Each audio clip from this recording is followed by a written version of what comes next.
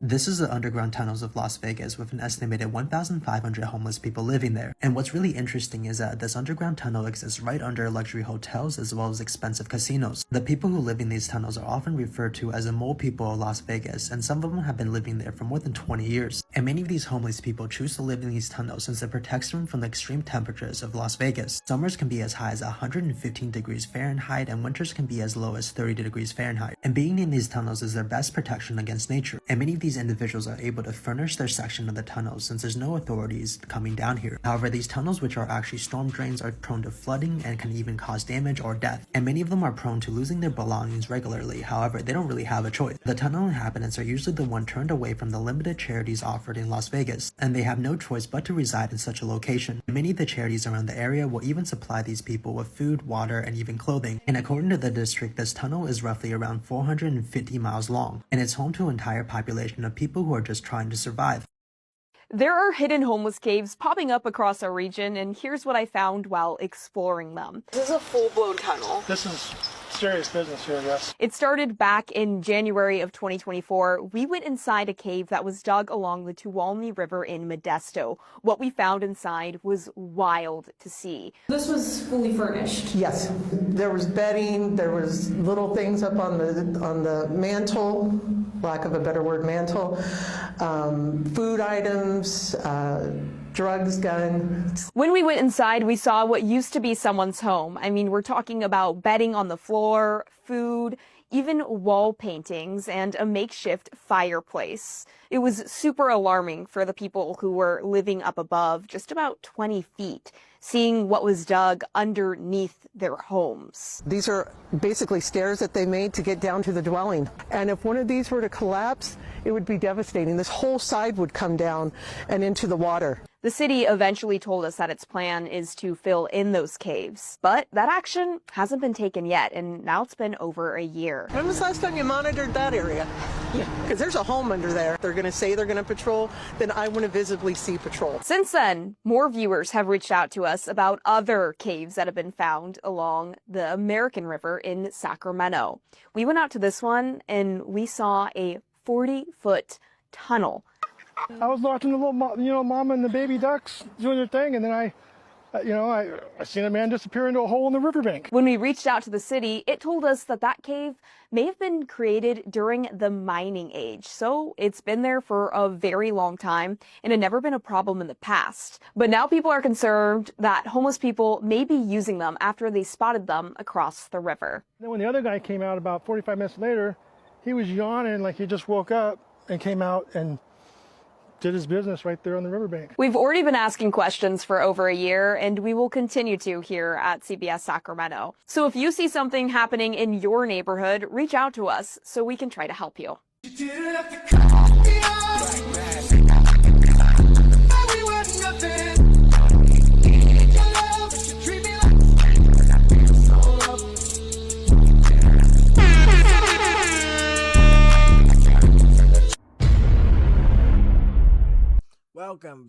Welcome back, YouTube, to another episode of Tay Wizzle Reactions. Thank you to tapping into the channel. I really appreciate it. We're on our way to 250 subscribers. Thanks to everybody that's been showing y'all love and support. If you want to catch me live, come to tiktok.com/TayWizzle276 at 8 a.m. or you can go to kick.com/TayWizzle. Every day at 5 p.m. except Saturdays. And if you got any clips or media you want to send me, put it in the X community. The link will be down in the description. Today we are reacting to homeless people living in tunnels underground cities. Major cities like California, Las Vegas, and even New York. People were starting to collect underground in caves, tunnels, catacombs, the list goes on. And so many people has joined this society outside the system that it has become a community. People, whole families are down there. And a lot of people isn't homeless like regularly. Some people are homeless by choice. Some people are tired of the system encroaching bills and you know, like keep increasing bills and everything you have to pay. So when your bills increase, your income need to increase. But if you can't, well, the only way you can increase your income is to work more. And some people are already like too tired. Some people already don't even have enough time for themselves. So working more is out the question anyway. So one of the main things people have been doing to solve this problem was move off grid. And not necessarily completely off grid, because they still living in the city limits. But they have escaped the cycle of bill payments. And I think that's a goal we all trying to achieve. So let's take a look at a couple of these videos to see where these people have settled, why they have settled down there, and how it got like this. Let's jump right into it. And as always, if you like the video, don't forget to consider hitting that like and subscribe button so you can be notified when I drop a video or when I'm updating you on the old one. Now let's wrap. We're about to explore this tunnel, and it goes about 4 blocks down. That people live in this tunnel year round. Right. It's a good place to get away from the police and get out the heat and get out the cold, because there's 70 degrees year round. And it's a decent place. It's a decent place to live. But the only problem is, of course, you got unexpected visitors, and the cops show up once in a while until you get lost. What can we expect when we go inside this tunnel today? Maybe a snake. Maybe a cockroach. There could be a feral hog in here, but I doubt it, because no animals like going in here because there's nothing in here. I mean, there's nothing in there. But it is a badass place to hide. You could hide a lot of shit in here. Let's go. You could hide a couple bodies in here. Oh gosh. And I'm sure that has happened before, hasn't it? Well, the thing about this is people think that their water comes through here like in a big old fucking wave, and it doesn't. Yeah. The most it comes, if you look, it will probably just come about this high. You can see it doesn't even, I mean, not even that. See right here where this dirt is? See this black dirt here? That's about as much water as it gets. And that means it can rain for 3-4 days, and this is all the water hit. Because this is made for the irrigation pond they have at this guy's property, which he was going to develop, and he decided not to. Oh, so they weren't really using it. So only if that pond was to overflow, then it would fill up. I have a flashlight, bro. Hold on. See? Can you keep it over here? Yeah. See, this is how far they come back? They come like this. See all the garbage? Yeah.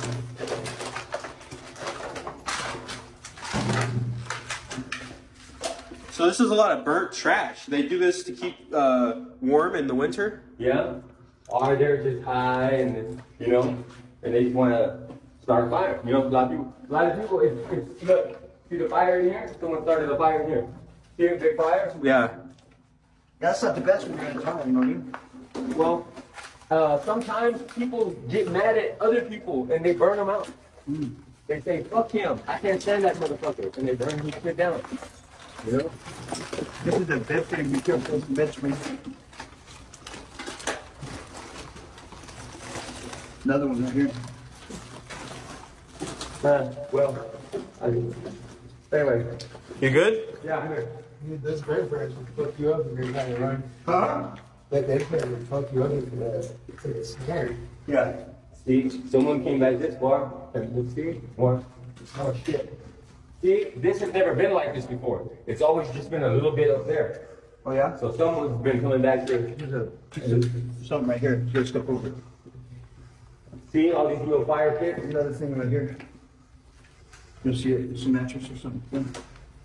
And the way I figure it is, the more paranoid and the more people you fuck over, the deeper you go into here. You know what I mean? Yeah? Because why would you have to go back so deep unless you're afraid? Be careful with the pallet right here. Unless you're afraid someone's gonna find you. You don't have the front one right here? See this stripping wire? Yes, sir. See that? Knock knock, anybody home? Definitely deep. It's me, Lowe's. Yeah, stripping wire. No fire? Huh? Access right there. No spiders, no nothing. No. There's a pallet. And we've been walking for quite a distance. Yeah. Yeah. Pretty good hiding spot, huh? Oh yeah, big one. You could have a whole fucking community down here and no one would know it. That's true. He's talking about a good hiding spot. He's going to steal and run right back down that motherfucker. I'll be tired of leaning over by the time we get finished. I'm glad I'm short. Yeah, I was gonna say, it's in for tall people. You see what I think? How much water probably comes through here? You see it? Yeah. So, and plus it doesn't even come There's a through. bug, one bug. Plus it doesn't even come through. Why doesn't water come through here? Because it's overflowing from the irrigation pond it has. You know, the retention pond that it has over here. Because they were going to develop this property, but they didn't develop it. More stripping and burning water. Oh yeah. Knock, knock. Shit.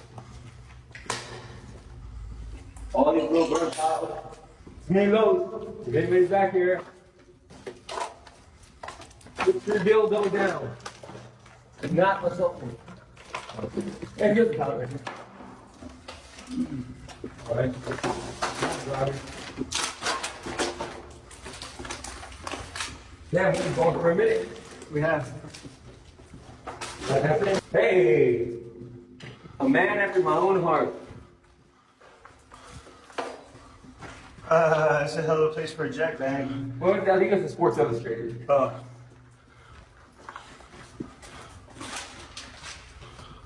I will be taking this. All right, we're here. That quick. All right, I'm gonna recommend What is it? going back the way outside. We gotta go back this way. Right, unless you want to cut the back. So here we go. I was gonna say, I was jumping wherever for the Yeah, man, I love that. Sorry. Okay. So here, Here we come out. Now look, Wow, that was a long ways, man. this is a really secure location. You can get high here. You can fuck some hoes here. You can get fucked here. You can do whatever. Oh, there's a nice little mattress. And you know that mattress came from my spot. So that means my friend, because he needed a place to go. I told him about this place, and he came over here. But he needed it until he got his apartment. So he needed a couple weeks. Is that a clip? Nope. No. He needed a couple of weeks to chill. So he stayed for a couple weeks. How long have you been in this tunnel? In these tunnels, about 5 years, since COVID. They had one homeless shelter that was overran, and I just followed the tracks and ended up down here. That place, a network of tunnels stretching hundreds of miles, originally meant to divert rainwater, and now home to an entire underground population, all living just a few feet under the bright lights of the Las Vegas Strip. How many people do you estimate are living here right now? approximately 12 to 1,500. So we are 3 feet Caesar's Palace. beneath Caesar's Palace on the Las Vegas Strip.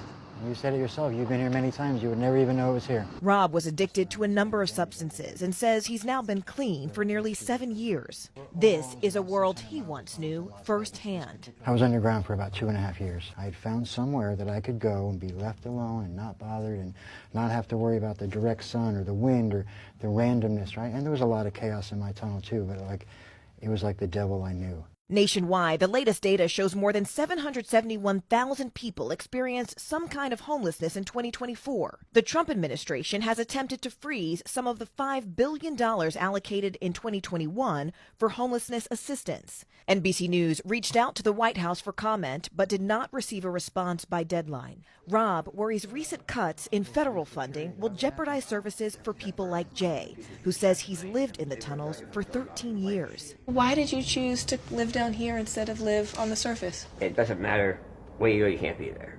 I just try to stay out of sight, out of mind. So this is more out of sight and out of mind than up top. Aaron, can you turn off that light so people can really feel just how dark and still it is down here? I mean, that is powerful. That's meaningful. Yeah. The choice or the circumstance that would bring you to this level of darkness, of desperation, of solitude. We've made them feel so not a part of that they retreat underground because it's that guilt and shame, like just walking around. Behind me is an underground bunker built by a homeless man below this massive, massive homeless encampment. So I'm going to show you inside.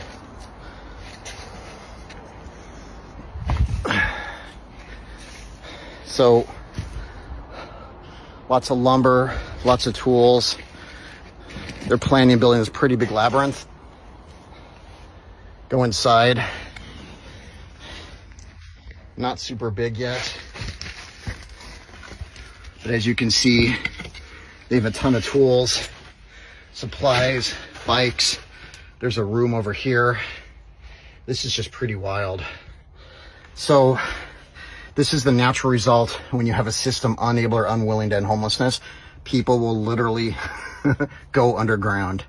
And I'm not sure exactly why they did this, but above me was a notorious chop shop. And beneath here, there's actually a lot of nice bikes hidden. So maybe that's why they're doing it, is just to kind of hide out. But this is just wild that this is the kind of things that are built in our public parks. So this is the Oregon State Lands. This is known as 1,000 Acres Dog Park. And literally in this dog park is this. Crazy. No way. Great. See how long it's been since I've had a phone? Alright, so you're at 21st Street and Van Buren, Arizona. And it's what? Christmas 2025? Yeah, it's Christmas. Get down out there and take. I'll show you the door. It's crazy. I tell my friends and people about that. Nobody wants to go down there. Yeah? I'm so intrigued. They're all freaked out or something. It's like, that's fine. I'm so intrigued. My buddy Diggers did this. It's a side road.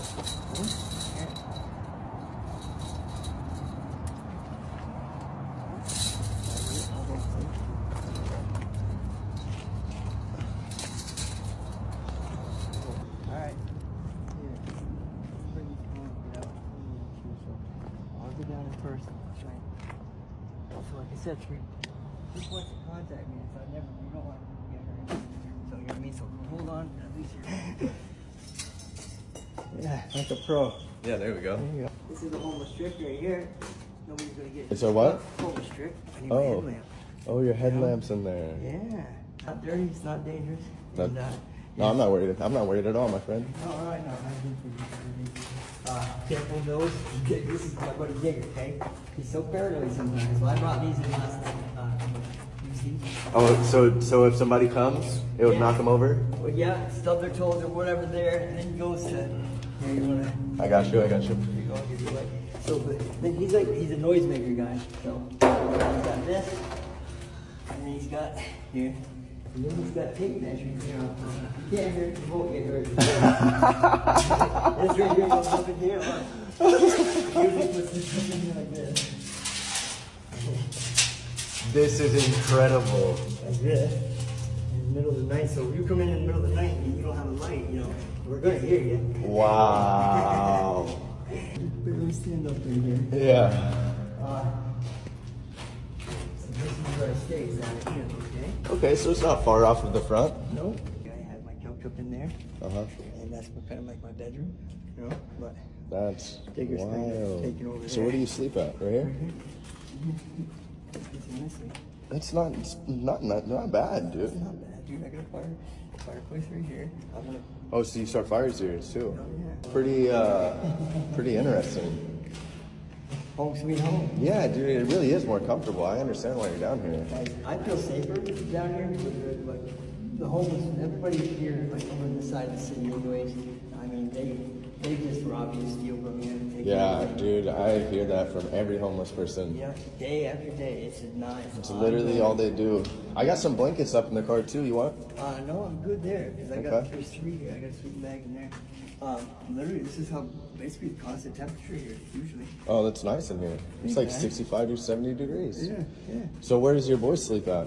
Right there. Oh, he sleeps right here in the tunnel. Yeah, that's him. This is, like I said, Digger's an odd fellow. He's an alright guy, but he's odd. What you're doing is cool, man. There's nothing wrong with, I mean, just living outside the norm, you know? Yeah. You know, I did the whole 9 to 5 or 9 to 9.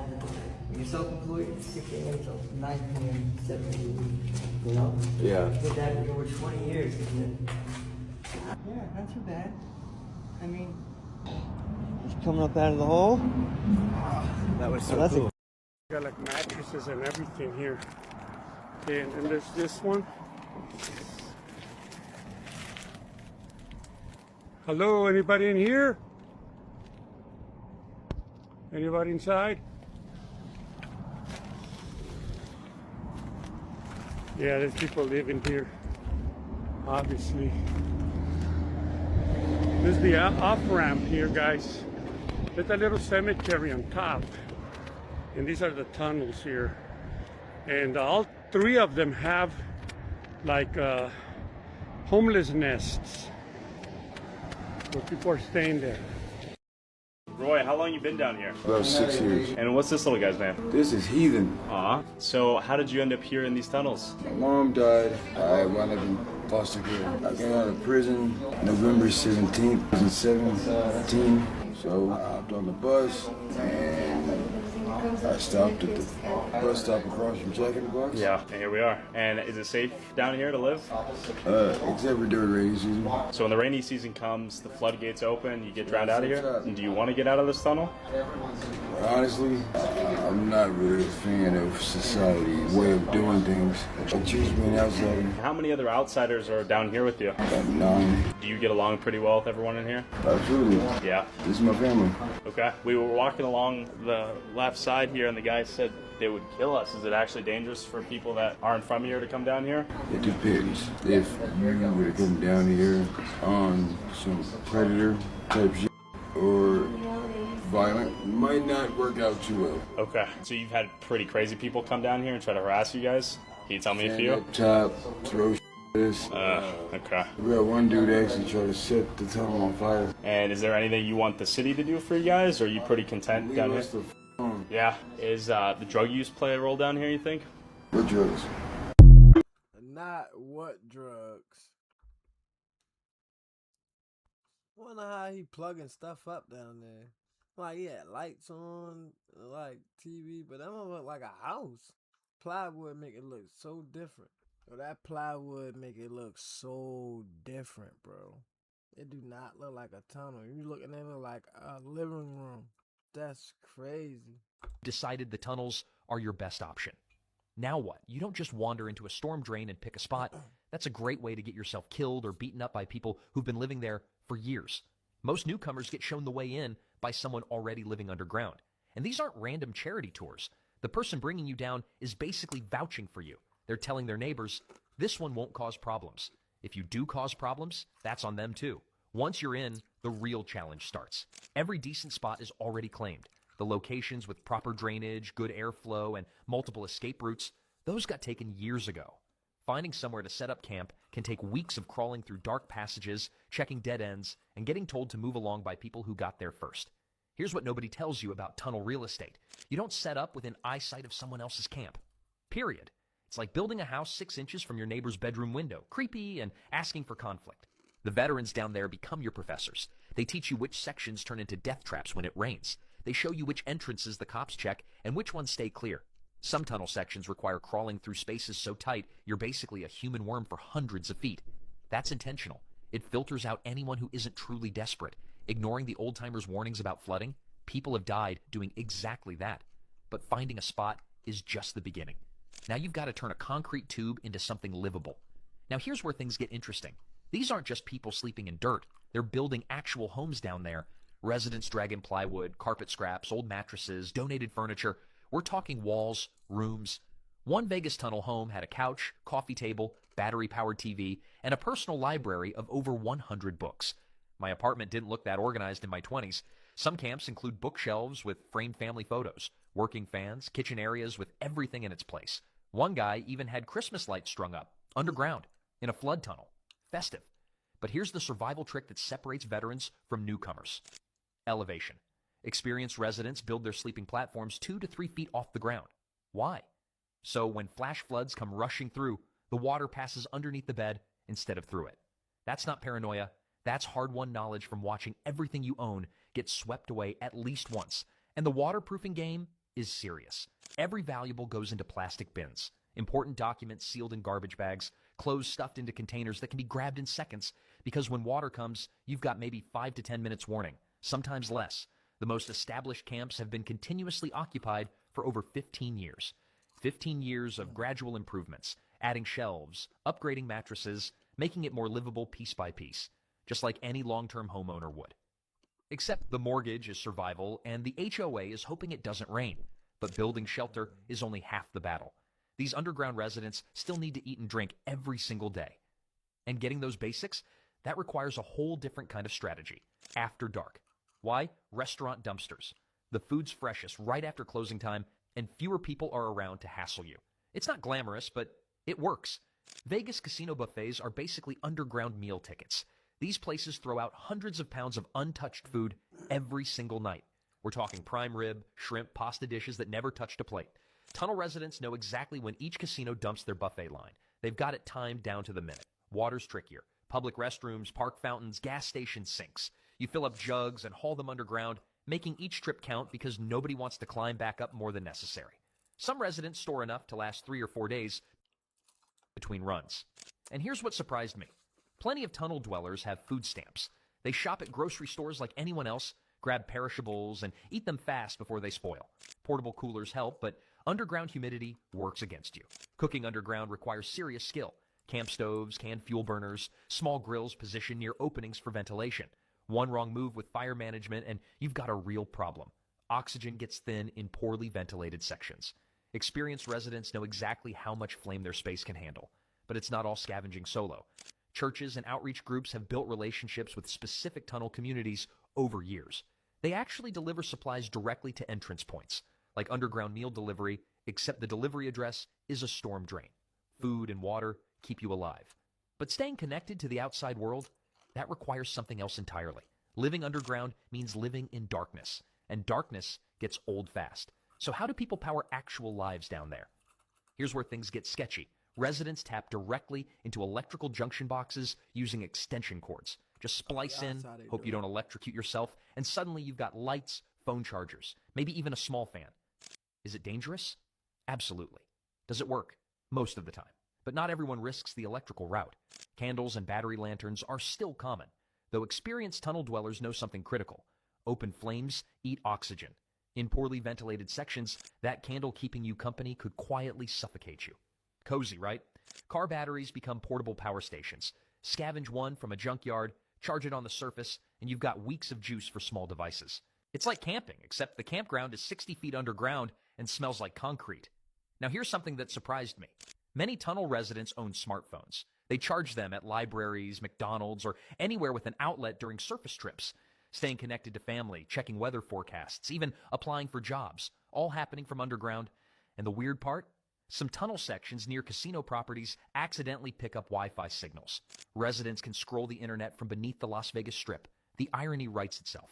The constant darkness messes with your head, though. Without sunlight, circadian rhythms go haywire. Residents lose track of days. Sleep becomes random. Tuesday feels like Saturday, feels like nothing at all. Time stops meaning much when you can't see the sun. But power and light are just the basics. What really determines survival underground is who you're surrounded by. Every society needs some kind of order, even one built in storm drains. Tunnel communities aren't chaotic free-for-alls. They're surprisingly organized. Long-term residents become informal mayors. They don't get elected. They earn it through years of being fair, keeping peace, and knowing every inch of their territory. Disputes happen underground just like anywhere else. Someone's music too loud, camps too close together. Borrowed stuff never returned. The veteran residents step in, hear both sides, make a call. And here's the thing, people actually listen. Because getting exiled is worse than losing any argument. Steal from your neighbor, bring violence into a peaceful section, you're out. Collectively forced to leave. Your camp spot gets handed to someone new before you've even packed your stuff. But not all tunnel sections work the same way. Some areas develop reputations as family-friendly zones. No drugs allowed, neighbors actually looking out for each other. It's like a strict homeowners association, except the homes are made of plywood and the HOA fees are mutual survival. Then there are other sections. Everyone knows which ones. Heavy drug users congregate together, creating an underground geography based purely on lifestyle choices. You pick your neighborhood based on how you want to live. Man, that's actually crazy. Society done pushed people underground. Maybe that's why I don't see a lot of homeless people in my city no more. Maybe they all moved underground too. Because as we can see, this is in a lot more places than we thought. And it's a lot more common than we thought. But hey, people gotta do what they gotta do, you feel me? I don't blame nobody for trying to survive. But hey, let me know what you all think down in the comments. Do you feel the same way? Like, people gotta survive, man. Homeless gonna get how they get it. The city or the system brought this on themselves. Or do you feel like, man, they got the same 24 hours like everybody got, so they need to get up off their ass and stop being lazy or stop getting high? Let me know down in the comments. And as always, if you made it this far in the video, hit that like and subscribe button so you can be notified when I drop a video or when I update you on the old one. We on our way to 250 subscribers. Thanks to you all for tapping into the channel, showing me y'all love and support. I really appreciate it. If you want to catch me live, go to tiktok.com/TeddyWizzle276 every day at 8 a.m. And if you want to go to kick.com/TeddyWizzle every day at 5 p.m. except Saturdays. Or if you got any clips that you want to send me, put it in the X community. The link will be down in the description. I want to thank everybody for tapping in. It's been another episode of Teddy Wizzle Reactions. I'm going to see y'all on the next one. I love y'all, and I'm out. Thank you for watching. She didn't have to cut me off. We were nothing.